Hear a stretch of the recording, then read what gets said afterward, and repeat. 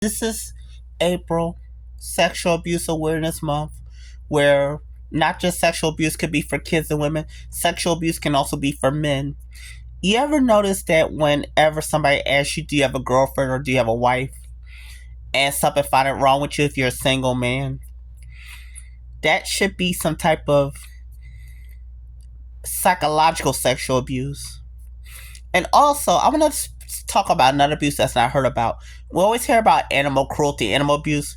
What do that fall under where people burn their animals to be disruptive to people environment, to be disruptive to people property? What type of abuse should that fall under? Environment abuse or animal neglect or both? This is things to think about during April is abuse. April talks about child abuse.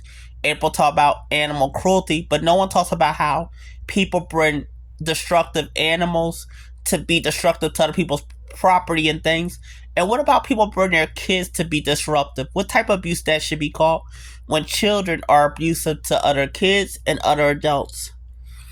But April is a month that deals with a lot of abuse. But yeah, somebody write in the video, what type of abuse should it be called where people bring their kids around to be disruptive to other kids and other people? What type of abuse should that be called?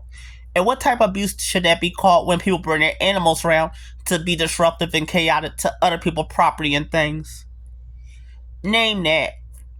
I don't mean to put labels on everything, but with April being Abuse Awareness Month, I just thought to add those two new abuse to it. And also, I'm thinking about writing a book of people that bring animals around other people to be disrupted and tear up their property things and don't care about other people. I think that should be more than just animal neglect, but people should talk about that abuse too. And one more abuse I want to talk about. What about when we always hear about elderly abuse, but what about elderly people verbally abuse and emotionally abuse and psychologically abuse people? That's another abuse I want you all to think about. What do you call elderly people that can be abusive verbally and mentally, psychologically? And what do you call people bring animals around that could be abusive to people, disruptive, that could be disruptive and destructive to other people's property? And what do you call abuse where people bring their misbehaved kids around to be disruptive? That's three abuse I want y'all to think about under the video and write it down, because we need to also report all types of abuse, not just a few abuse, all types of abuse. All right, and also, ladies, can y'all really handle equality?